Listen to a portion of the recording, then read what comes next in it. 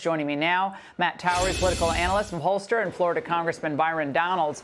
Matt, now, according to these crosstabs are most interesting, I think, in the New York Times Siena poll first. 47% of voters say that Kamala is too liberal or progressive. I think it was only 30-something, 32% said Trump was too conservative. So her effort to try to rebrand herself as some type of common sense moderate, is that working or?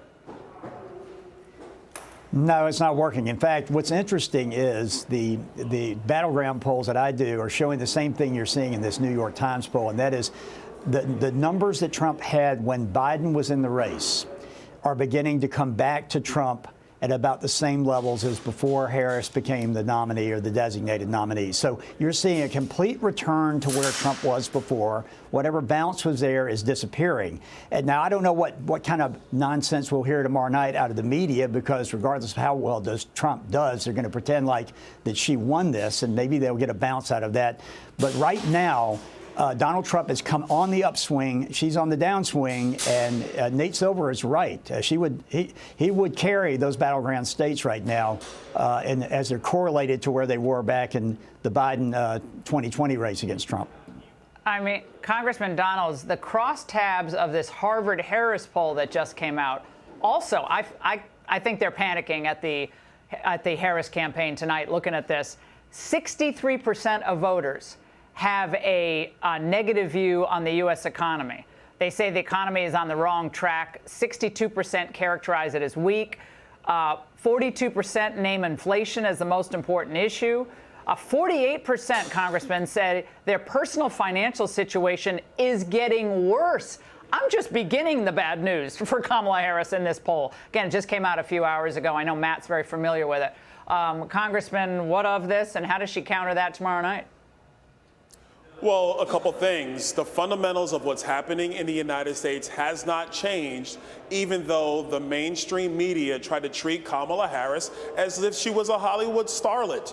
No amount of movie reviews and live commercials about how wonderful she is was never going to change the reality on the ground. And the reality remains that Kamala Harris and Joe Biden, they wrecked the economy, they destroyed the border, and our foreign policy is a mess. People are looking at that. So what I think you're going to see tomorrow night is a very calm and cool Donald Trump explaining very clearly to the American people the contrast between his administration and the Harris-Biden administration. And she has to bat 1,000 tomorrow night. There's no margin of error for her, which is going to put immense pressure on her. And let's be very honest, she's not been good at these debates in the past. We've all seen it. I expect Donald Trump to win tomorrow night. And like I said a couple weeks ago, this is the beginning of the end for the Harris campaign. Yeah, Josh Shapiro must be breathing a sigh of relief tonight. That's what I would say. Now, as we just mentioned, Matt, so Trump is tied in that Pew poll, the Pew survey, but look at where he was in the same survey against Biden and Hillary. September 2020, Trump was down by 10 to Biden, the same poll. And in September 2016, he was down by 7 to Hillary Clinton. Matt, is that just a bad poll? Or is Trump way outperforming where he was in 2016 when he won and 2020 when he didn't win? Well, I use the Real Clear Politics average, which I've been a part of for many years, and I think they're sort of the gold standard. And if you look at that, they break it down on each battleground state.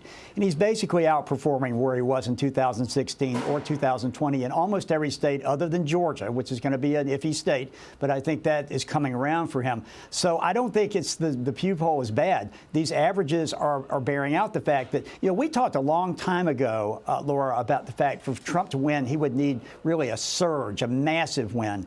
If he can win the debate tomorrow night, if he can somehow escape the media trying to crown her as the winner of the debate, if he does a good job, then he could get that surge, that wave election that we talked about. And in that case, you're not going to be worried about how they count votes.